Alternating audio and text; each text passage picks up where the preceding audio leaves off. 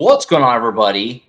It is that time again. The Sooners Illustrated podcast, episode 88 on 88. this Wednesday, June 5th, 2024. 86 days till the start of the OU football season. Josh Callaway, James D. Jackson, Tom Green with you on a Wednesday. A couple of programming notes off the top. One, this will be our only show this week. Colin Kennedy and I are going to be in Norman for Brent Venables' camp tomorrow, so just didn't really work out. We'll get rendezvous with him next week. As for this program, softball kept playing during the day, so we bumped it back, and now we're here. So we're going to have a one-show week. We got some football stuff, obviously some softball, and a little bit of baseball in the back end as well. Other thing I want to make sure we mention, 60% off deal right now with Sooners Illustrated. Become a VIP member. Great time for it. We're getting into the summer. This is heavy recruiting season right now, getting into the summertime. And then, like I just said, we're less than 3 months away from the season opener as well. So great time to jump aboard, 60% off. Do it now. Sooners Illustrated, become a VIP subscriber, and you get the whole 24/7 Sports Network, of course, as well. As far as this show goes, we do have some football stuff to get into. Like I said, SEC spring meetings were last week. I have a few noteworthy things coming out of that we'll get into on the program. OU also made a couple of additions to the roster through the PWO ranks this upcoming season that are kind of fun. We'll talk about those. Then, like I said, in the back half of the show, James and I will do some Diamond Sports. Softball back in the WCWS finals, and OU baseball had their season cut a little bit short. We'll wrap that up a little bit at the tail end as well. But we'll start with the spring meetings. Obviously, we weren't there, but Tom, we did have some guys that were, some National 24/7 Sports guys. Brent Venables was there. Joe Castiglione was there. They talked about this upcoming season, the move to the SEC. You had several stories on the site. So I'll kind of open it up. I'll start with you as far as just what were maybe the one or two things that most stuck out to you from what you could glean from afar, from what Brent Venables said, Joe C., just the attitude, kind of just in general, what was maybe the one or two things that stuck out to you? Well, there were a couple things, especially like big picture. There was some things, and then, a little more micro in terms of like the team itself. Big picture, obviously, a lot of the talk is about the move to the SEC. We're now, 4 weeks out, basically. From that finally happening, a move that's been 3 years in the waiting. And Joe C. was asked, not only are you making this move, but you're basically making this move where Oklahoma has had so much success in the Big 12, so many Big 12 titles, really been the cream of the crop in that conference for so long. Now you're joining a conference that has historically been the best in college football. And just going up with that step up in leveling up the difficulty, really. Especially you look at the most recent national champions. The SEC has produced most of those, and it's just how is Oklahoma going to embrace this challenge of this new league, more difficulty. We've seen their schedule. Five teams ranked in the top 12 at the end of last year in the AP poll are on Oklahoma's schedule, and Josie really said, we seek that. Oklahoma wants that. Like, they want to be, in that same conversation with those top tier programs. Obviously, Oklahoma's had that success at both the Big 12 level and the national level, not just in football but in other sports too. And they're welcoming and embracing that challenge of this new expanded SEC with 16 teams, where it's going to be cutthroat. It's going to be a gauntlet. Week in, week out, throughout the conference season, not just in football, but, you look at softball. Obviously, Oklahoma and Texas are going to be in the SEC now. Florida, which Oklahoma just knocked out in extra innings yesterday, is going to be in the SEC. They got Alabama. You look at the SEC in basketball, the teams that have had success there. Baseball, obviously a very strong conference there too. And then, other, non-revenue sports, gymnastics, things like that. It's a challenge that Oklahoma's, ready to make. They feel like, this program, top to bottom throughout all its sports, has a lot more in common with these SEC schools than some people might think on the surface. So I think Oklahoma's going to fit right in. As for, the football standpoint, Josie talked about how he was really confident that Brent Venables is the right guy to kind of lead this transition. And not just position Oklahoma to, make the transition, but to position Oklahoma to have success and contend in the SEC. Whether that happens in year one or, year 2 or year 3 down the line remains to be seen. But he's very confident that Brent Venables is the guy to, light this path really for Oklahoma. And it's something that, he had confidence in 2.5 years ago when he had to make this hire, because he wasn't just hiring a replacement for Lincoln Riley.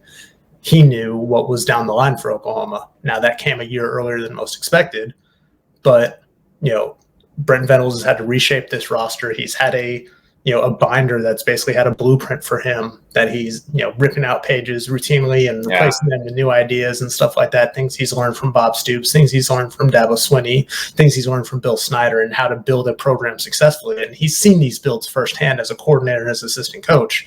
Now he's going to be trying to do it as a head coach. And, Josie just talked about, just the belief that he has that Brent Venables can do this and why he thinks he's going to be successful. As far as, Oklahoma on the team front, we got a couple updates here and there. I think the most notable probably is that Troy Everett is probably going to be out until sometime in September, which means that he won't be ready for the start of the regular season, which, we kind of suspected as much with that vague timeline we got back in the spring. So, that kind of just further cements what we believe, that Branson Hickman is going to be the guy at center there. But, the offensive line is just, again, I don't want to beat a dead horse, but that's been the big question for this team all offseason. And Brent Venables kind of just, reiterated his belief. I think he said the offensive line has tremendous potential. And he's probably more optimistic about it than a lot of people seem to be. He's seen firsthand what these guys have been able to do in practice. Obviously, adding Branson Hickman changes the outlook of that unit drastically, because it's the guy that's touching the ball every single play. But he knows that, it's about production. It's about what have you done for me lately. And this offensive line together has not proven anything yet. That's why he believes, these next couple of months are going to be so important. These offseason workouts, when, you get bigger, you get stronger, and, you lay the foundation for what you think is going to be, this offensive line going into next season against some really good SEC defensive lines. So that was probably the biggest thing. Obviously, he talked about some other things. You mentioned Jackson Arnold earlier. Jackson Arnold spoke about this in the spring, about kind of embracing the pressure of, the lineage of quarterbacks that have come through Oklahoma, guys that have won Heisman's, guys that have, put up prolific numbers. And, he wants to be that next in line. He talked about that. And Brent Venables, doesn't think that, Jackson Arnold's going to be burdened by this pressure of performing under, that spotlight, because he's done it before. He talked about when he was at Denton Geyer, how he was, Gatorade National Player of the Year. It's like, this spotlight is nothing new to him. It's just on a different stage now. Yeah. So he's confident. Obviously, he's confident that Jackson Arnold's the guy. That's never changed. We heard that, right after the Alamo Bowl, when he had those 4 turnovers, like, hey, he's the face of this program. This is just one game. It's, it's about how he responds to this. And, that was his first career start. He's had a spring practice since. He's been adjusting to Seth Luttrell's offense, to his new personnel. And so I don't think Jackson Arnold's, progression or growth or anything is going to be any sort of concern for this team. James. I mean, yeah, Tom seems to have said it all, man. I mean, like, he went for like 8 minutes there. It seemed like he got all the information out of there. I mean, did you talk about the Danny Stutzman, like what Brent Venables wants after talking with Danny Stutzman and things like that, the guys that he wants to bring onto this team? I thought that was one of the better parts of that, like that conversation, just hearing about this. So I'll pretty much let Tom handle it right here. Yeah, so the team started off-season workouts, I think, last Wednesday. Yeah. Brent Venables talked about how, Danny Stutzman called him up last week, a few days before that, showed up to his house that Sunday and, just had a pretty in-depth discussion with him, not just about what Danny can do individually to, improve, but talking about team goals and what this team needs to do to kind of get over the hump of these last 2 seasons and continue on its trajectory. And obviously Danny Stutzman's been, the heartbeat of that defense. He's been a leader on this team for a couple of years now, but to kind of see that extra, him taking that extra step to do that and, show up at Brent's house and have this one-on-one discussion with him ahead of the behind the scenes work of that is off season workouts. Mm-hmm. Brent just talks about, the kind of guys that he wants to bring into this program and build this program around are guys like Danny Stutzman and Billy Bowman, guys who are willing to put in that work behind the scenes, lead vocally, lead with their play, lead in the locker room, and just, be good people. Yep. Yeah. I feel like there's a lot of confidence there, right? That, Oklahoma has the pieces in place that they're going to be all right, both on the field and off it. I'm kind of reminded too of that they've been building for this for a while, and the move got announced a long time ago. 3 years ago. 3 years, yeah, since they got announced. And obviously originally it was going to be 4 years, like you kind of alluded to. They got out of this deal a year early, but at the time when this thing got announced and it was official, it was like, that's so far away. It's how it felt at the time. They're going to play 4 more years in the Big 12, ended up being 3, but we're finally kind of here. It's kind of getting wild. The fact that Brent Venables was out there at SEC Media Days, or spring meetings, not SEC Media Days, that's another month from now. But just kind of, they've announced like some plans for the move, on July 1st when it becomes official. There's going to be like a full day thing in Norman. Just, I guess, this is, one of the first things where it's really like, this is really happening. Like this is a thing. Like all the coaches were down there. Sark was down there. Obviously Del Conte and Joe C were down there. They were on Feinbaum. Like this is happening. This move it's getting real. So it was kind of cool. First, like real thing where he was a part of the SEC. It's not technically official for another, 3.5 weeks or so, but it's been building toward this for a while. And so it's kind of exciting. And like I, kind of just said, SEC Media Days are a little over a month away. And so we'll be looking forward to getting out there and getting to hear from Brent and, all these other coaches on what the move is like from their vantage point. It's going to be cool. So that's coming up here soon. As far as the team going the next year, you mentioned, the Troy Everett thing, which is not, we always kind of were like, he'll be back by the end of fall camp. Like that doesn't really mean you're going to be ready for week 1. And Right. So that just kind of reaffirms what we already thought about Branson Hickman probably being the starting center guy for week 1. That seems like a shoe-in. They made a couple additions on the roster in the last week or so, which are kind of noteworthy. A couple of PWOs. We mentioned the roster's pretty much set. They're not going to add any other transfers, traditionally, any scholarship guys. But they did add a guy who James is going to be familiar with in Steele Wazel, who's an Oklahoma guy. He's quarterback. No. Wassel. It rhymes. I asked his dad about this a year and a half ago because I was going on my former employer's show, and he said, "Yes, it rhymes with waffle." But okay, I'm glad you said that. Still Wassel. I don't think I ever had to say it in a public forum, but we just read it, and so I took a shot, and it was wrong. That's a different. Yeah, I before I asked him that, I always thought it was Wazel. Yeah. So it was like it's weird that you get 2 different things out of it. That's pretty cool. Most Oklahoma fans, people in the state are probably vaguely familiar. He was at Choctaw, just a decorated career. Obviously, he would put up crazy numbers. Went to Akron for his 1 year. Portaled. He's now at Oklahoma. And then they also made an addition through the high school ranks, but he's going to be an immediate guy. He's enrolled, and he's going to be on the team pronto. Gavin Sawchuk's younger brother, who is not, it's kind of weird because you bring him in, and I'm sure on the surface you look at this and you're saying he wasn't committed anywhere. He's Gavin Sawchuk's younger brother. They're probably just kind of throwing this kid a bone. He's a 3-star prospect. He's got legitimate offers. Arizona State, Colorado, USC have all offered him. He comes in Oklahoma as a preferred walk-on in the summer. Kind of a nice little add to the room there. So a couple of fun adds, Steele Wassel and Gabe Sawchuk. Some takeaways for you guys or thoughts there. Again, they're PWOs, but some PWOs have panned out into being big-time players. A couple of nice depth additions here, I feel like, in the beginning of the summer.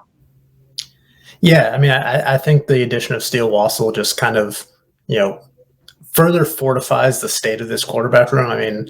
He didn't see the field last year at Akron in his first year. He redshirted, but you look at what he did at high school. I know James can touch on this a little bit more, but threw for over 3,300 yards and 38 touchdowns his senior season at Choctaw. Brent talked about it, kind of in the spring. It's like where this quarterback room is top to bottom now compared to where it was 2.5 years ago when he was hired is just like so drastically different. You look back at year 1, Dylan Gabriel goes down and, misses that Texas game, and they don't have anybody at quarterback. this just adds another, depth piece in that room. I don't think we're going to see him on the field this season, just because you look at what Oklahoma has at the top, and Jackson Arnold and Casey Thompson and Michael Hawkins. Like those are the three guys that can feasibly see the field this year.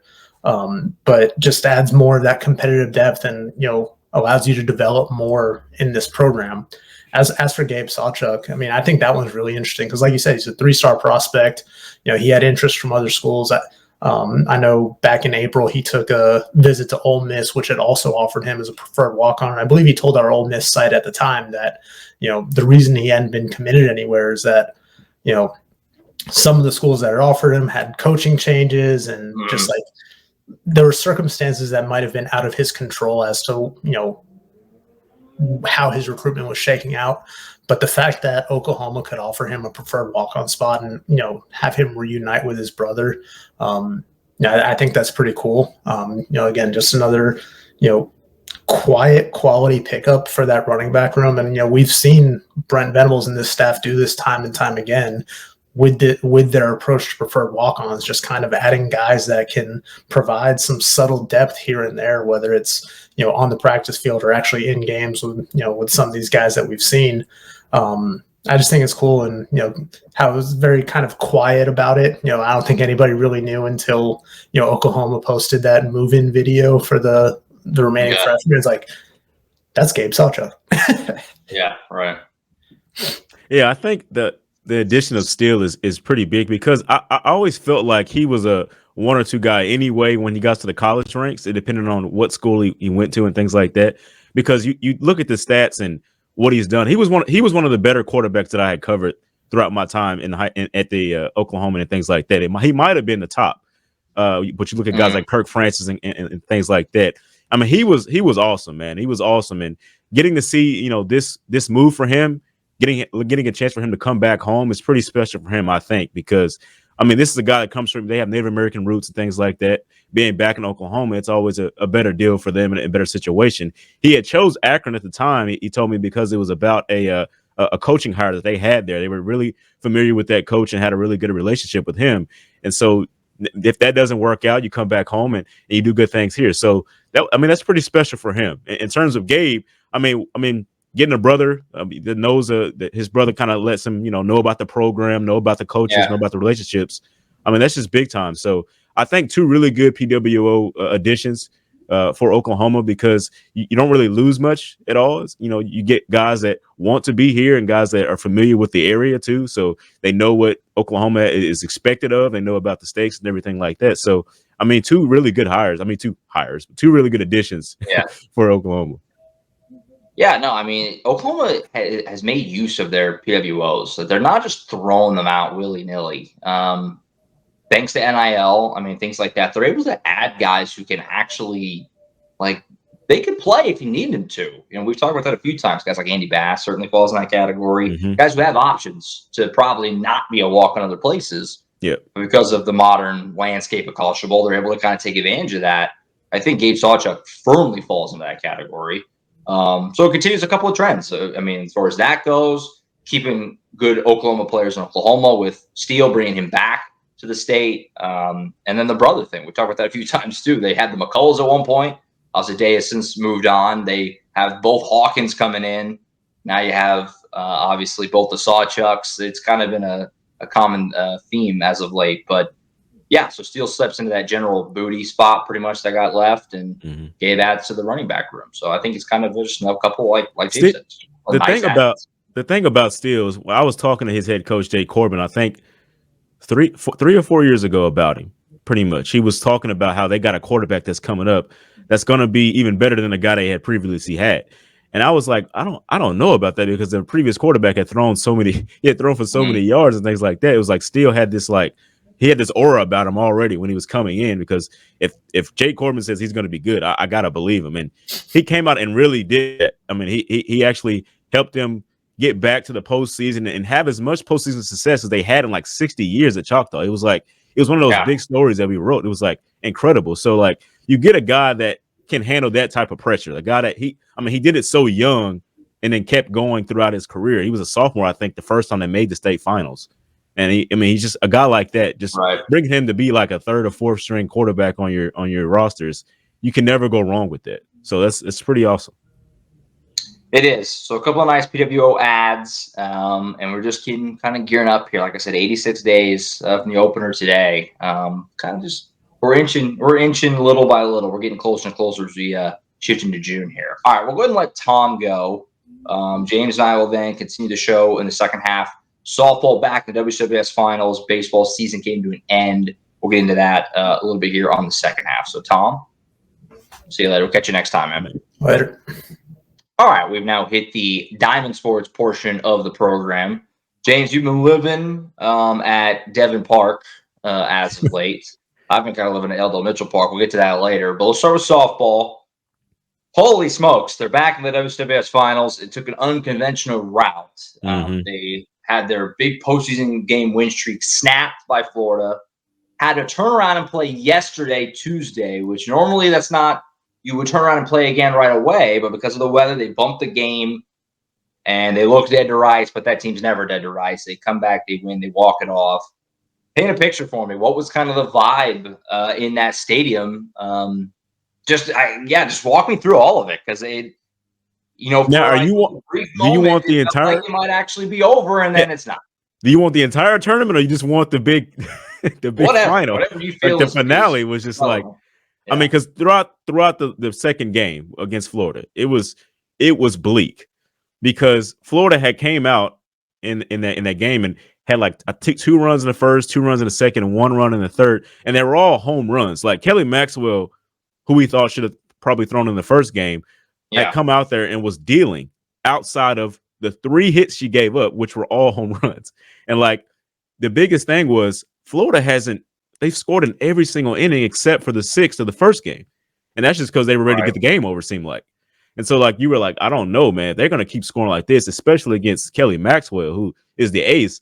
That I don't know if it's going to happen. So it's just like in that 4th inning, Kelly Maxwell she said she had just made an adjustment in the 4th. Like in the middle of the game, she said she made an adjustment. And you could see it like noticeably. And like from there on, they didn't score again. So like the rest of the game, they did not score. And OU on the offense just kept fighting away, because the biggest problems that we've talked about them throughout the season is they leave runners on base. They have a tendency to do that, and that was the case again. So like they would get 2 or 3 people on base and then not be able to bring them home. They would hit a bunch of pop-ups and fly balls, and it wouldn't even move the runner. So it was always an issue, and so it just kept happening that way until those fly balls turned into long balls. And you got like home runs from Tiara Jennings and Ella Parker and things like that. And Jada Coleman, who in that final was just incredible thing, because there's a picture going around, on social media of those like Alyssa Brito and Jada Coleman. Alyssa Brito was praying over Jada Coleman before that big hit. And Jada Coleman pretty much talked about that. That'll be a story I write here in a minute or so. But that's a big thing, because you talk about like legends. Like the big things that you never forget. Like we had that the Red River rivalry, just this last year. Now you have this. Like it's one of those things. Like when you write it as a story, it's just like, man, it feels like I'm making this up, man. Like it's just incredible. Like extra innings, you had your season on the line, and you get a play like that from the player that usually makes the big plays for you. And so it's just like you couldn't have wrote it any better. Like it's like a storybook ending type of thing for OU in that situation. It's unbelievable, because it's just been now going on nearly 4 full, and we'll see what they do in the finals. Talk about that in a second. But 4 years of this, of just every time, literally, it seems like maybe the magic has run out. They find a way. It's unbelievable, because the game on whatever day that was, the first Florida game, Monday, I guess. Monday, yep. Didn't go well, right? I mean, they didn't go well. They got smacked around. Like you said, Patty went with Nicole May, which. I honestly didn't hate. I mean, I didn't either. It wasn't a must win, right? They had the buffer, so it's like you try to buy her the extra rest. Nicole May's been there, done that. It didn't go great. Obviously, and they end up Florida puts up a big number and they lose. And because of the weather, normally you would turn right around and play again. And Florida's got really one pitcher, so she would have to basically pitch 2 full games. Yeah. But because of the weather, she got the day off. She got the chance to rest and come back and do it again the next day. And Kelly Maxwell's going, and she gets knocked around early, and it's you're thinking, man, with Florida's Rothrock going, and they got these early runs, they're hitting really well. This might actually be it. This might finally be over. This run of just feels like they're never going to not win the national title, and then of course they find a way. And Jada Coleman, it's so funny because she had the at bat in the sixth. It was right where she came up and popped out on one pitch. It wasn't a good at bat. It was not like her to not just to chase the first pitch and pop it up, missed an opportunity with a runner on base. And she was really mad at herself, spiked the bat. And then she comes up again. You kind of just felt it like if she gets a second chance, she won't make that mistake again. And she hits the homer to win the game. And ironically, it was so close. What was it, like a couple of inches above the glove? Yeah. There. That was a good effort. Probably the only player who could have made that play was Jada Coleman. Like Jada Coleman probably would have robbed herself. Yeah. If that was somehow possible. So unbelievable. I mean, you're out of words for it. It's insane. I mean, it's just what they just do it over and over and over. Again, I've run out of words for it. It's unbelievable that they continue to do this. The thing about Rothrock getting the pitch again the next day, Oklahoma got to look at a lot of film on her in between times. That's true. And that's what Patty Gasso said in the press conference on Monday. She didn't seem like she was worried about the team. She was like, we're going to get a lot of chance to look at her and see, because everybody knew she was going to get the ball again. So it's like, you're not even worried about the other pitchers at this point in time. You're worried about Rothrock, who had shut you down pretty much and like held Oklahoma without a hit through like the first 4 innings of that Monday game, if I remember correctly. Yeah. So it was just like, you knew she was going to get the ball again. So you got a chance to look at her a lot in that game. She threw 130 pitches in that first one and then came back. You saw all the film. She threw 150 pitches in the second one. And so at that point, you got to have her, man. You got to have her. So Jada Coleman delivered on that. So it was a weird thing because she pretty much threw her arm off for Florida. And, it was just one of those things. And Oklahoma, as good as hitters as they have and as experienced as hitters as they have, that should not work. That's what everybody was thinking going into the second game anyway. It's like Oklahoma should be okay because that just should not work against these type of hitters. There's just too much exposure to that one pitcher in back-to-back days. So I think it kind of played well for both teams in terms of having that extra day, well, not the extra day in between, but the next, and not playing on the same day and going to the second day. I think it kind of helped both teams in that case because, like I said, you got the extra exposure, you got the film, you got the study, and Florida gets to go with the player that they really trust the most in a big time situation. And she performed. I mean, you think about what Florida has coming, back next year. She was just a freshman. Their catcher was a sophomore who, by the way, was with Oklahoma last year, Jocelyn Erickson, who played a very big role, smaller role for Oklahoma to win that third national title. And then this year, she's the SEC Player of the Year, 84 RBIs, and a first team All-American. It was like, man, I can't believe this girl was like a second string on Oklahoma's team. Couldn't get on the field, yeah. Yeah, it's just incredible. It's amazing. And, it's you talked about it throughout the postseason, but obviously the senior class is so insane, and they're going to miss all these players. That goes without saying. I mean, these are all legendary players. But the young players, Ella Parker and Cassidy Pickering, like those players are stepping up. They're not here without those two, with what they did in that game yesterday. Ella Parker in particular, and that big collision at second base, which was crazy. Thankfully, both players are all right. Just a wild game. That was a really wild game. That's the other story I want to write about, especially before we get to this Texas final, is Ella Parker sliding into second, having that big collision, which looked like, okay, she's got a concussion. There's no way she comes back into the game because the two players were on the ground for a few minutes. Like, it wasn't just like, I don't know what you saw on TV or anything like that. I don't know if they went to commercial for that entire time, but they were down for a while, and she sat up for the first time, and she sat there for a while. And so we were like, I don't think she's going to come back. We were trying to figure out who's going to come in. Is it going to be, Ludlum? Is it going to be Maya Bland to fill the hole in that lineup? Right. But all of a sudden she comes back out in the sixth inning. It's like, oh, okay, it's Ella Parker. And guess who ties the game? Since the extras pretty much, it's Ella Parker. So it was just like one of those things like, man, wow, I can't believe she came back from that. It was like another one of those, like it had to happen perfectly for OU. It was one of those things again. So it's like, it's crazy. It's crazy. So here we go. The national championship series is set. It's 1 versus 2. It's Texas again. It's kind of funny because, in 2021, when they started this four-peat, they beat Florida State, and then they beat Texas the next year, and they beat Florida State last year, and now it's Texas again. It's kind of a little yin and yang there, but here we go. I mean, these are the two best teams, right? The whole time, pretty much 1 and 2.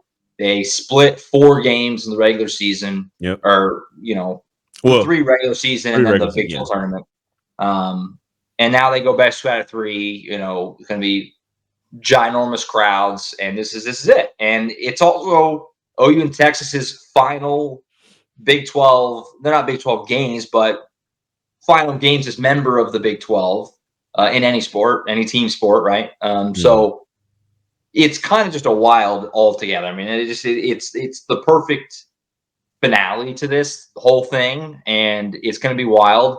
Some thoughts from you going into this final series. I mean, it's going to be nuts, and I think everybody's extremely fired up for it. I think that even just the casual sports fan, even sports fans that are just like don't even really keep up with softball, I think are going to be very aware of this matchup, the rivalry, 1 versus 2. Just this is going to be a big deal the next few days, and I'm excited to see it. What are some thoughts from you going into this final?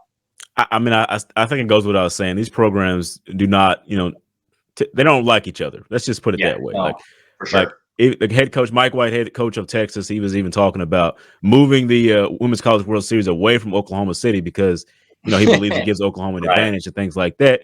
Which, I mean, yes, you could say that for a lot of teams, but if you're from Texas and you don't come down, at least for this game, like this series, I mean, you're doing that to yourself at this point because that's not that far a drive for you not to go. But I mean, just they don't particularly like each other. You look at the teams, the type of softball powers that they have on each side. It's like Texas is like the younger version of what Oklahoma was. At this time, Oklahoma's like the older team. They're the senior group, and Texas has those younger players, and they want to take over. In the next year. So like they have their eye in that type of situation. So it's like the old versus new type of thing. That's going to be one of the storylines. Can Oklahoma become the first team ever to win 4 in a row? Because nobody ever has. UCLA has 3 in a row. Oklahoma has 3 in a row. It's going to be one of those things. I mean, it's just like a lot of storylines that you have here. You got hopefully Kelly Maxwell goes in this first one, and you'll have Reese Atwood for Texas, who was the Big 12 Player of the Year. I mean, that's going to be a storyline in itself. I mean, there's so many cool things about this, like this series in general. And you talked about it. It's the Red River rivalry, things like that. These two teams, these two programs have just been fighting each other for who can be the dominant one throughout the Big 12, throughout the entirety of the Big 12 in every single sport. So it's just like one of those things. Who's going to win the last one? I mean, Oklahoma got, Texas got the regular season. They won the last series in the regular season against Oklahoma. Oklahoma won the last Big 12 title, tournament game against Texas. Who's going to win the last national title as a Big 12 member? So like, there's so many things to look at in this series. I mean, that just goes back and forth because the finale of this could just have a name in all of that. Yeah, it's going to be nuts. I'm really excited for it. I'm very curious, interested. You kind of referenced it, how Patty handles the pitching. Yeah. You go back to Maxwell after she just threw however many pitches yesterday. She threw over 100. She threw over 150. It's not the same. But, so she throws today, then maybe you could rest her game 2 if you win. It's very interesting. It's very interesting to see how she handles that, with May and Deal. So looking forward to that. It's going to be nuts. Shout out to everybody who we've been getting the post-game press conferences up on the channel. Those have been going ridiculous, going nuts.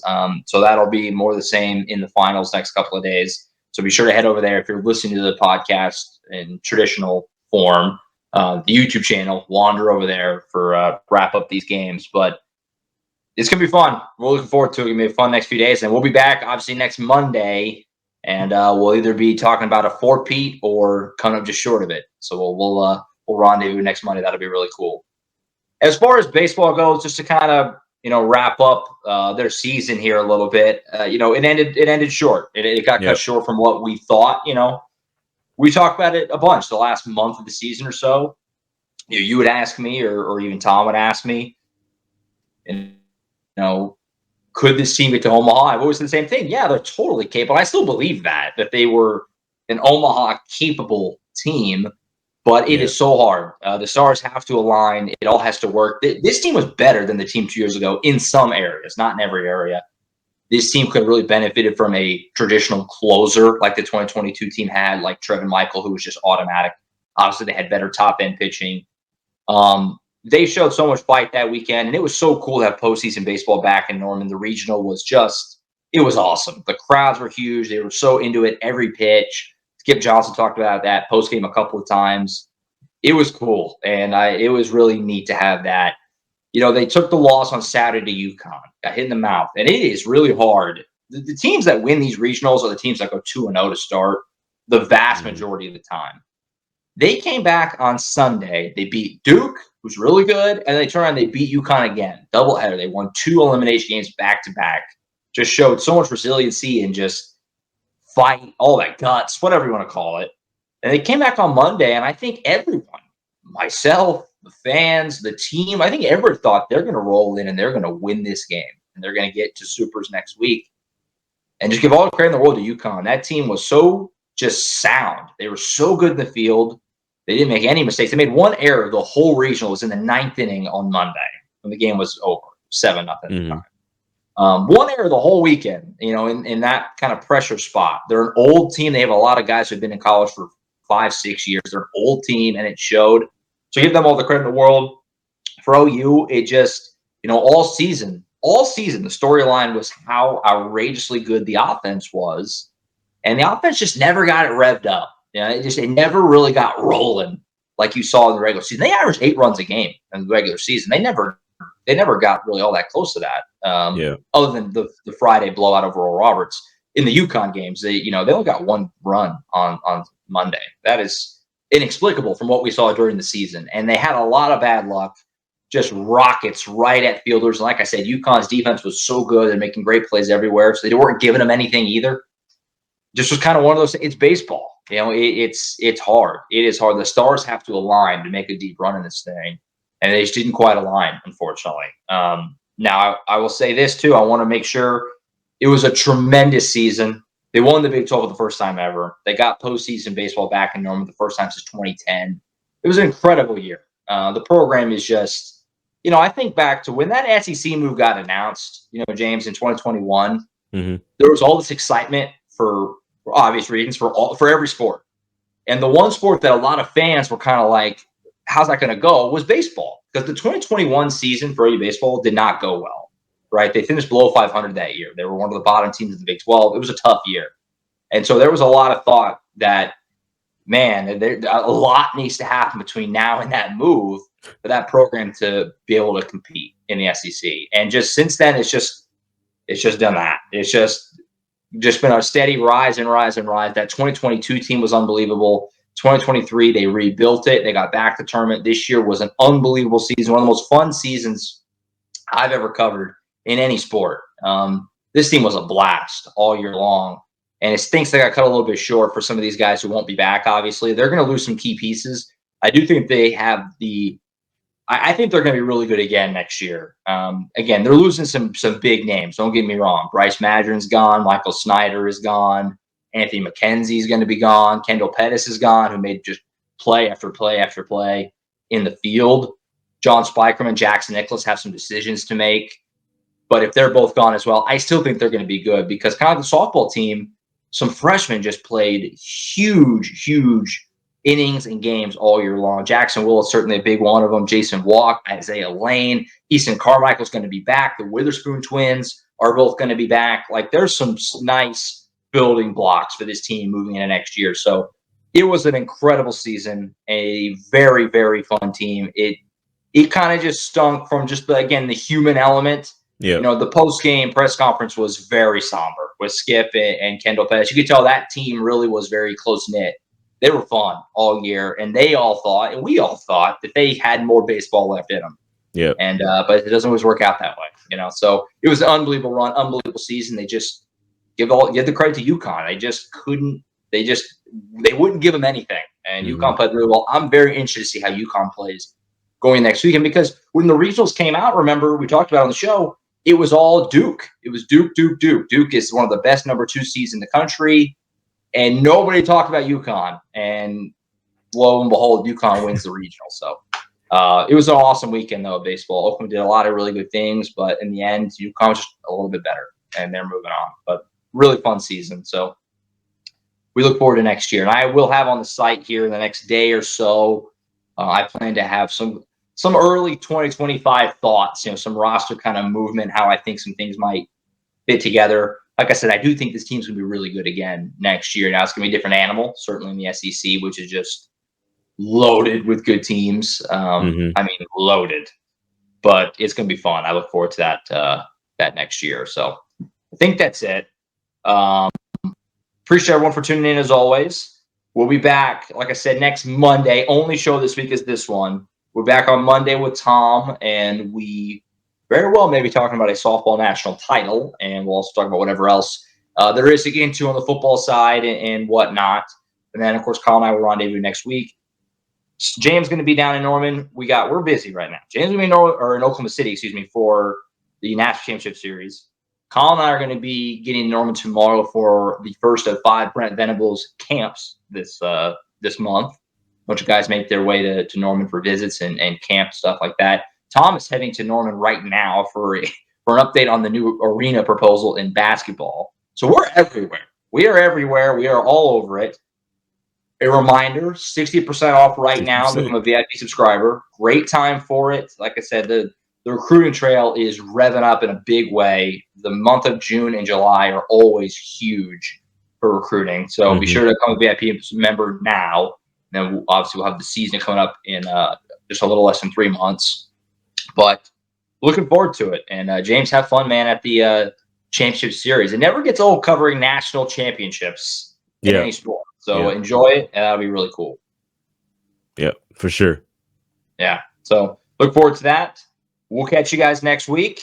For Tom Green earlier, James D. Jackson, I'm Josh Callaway. We'll see you guys next time right back here on the Sooners Illustrated podcast. See you.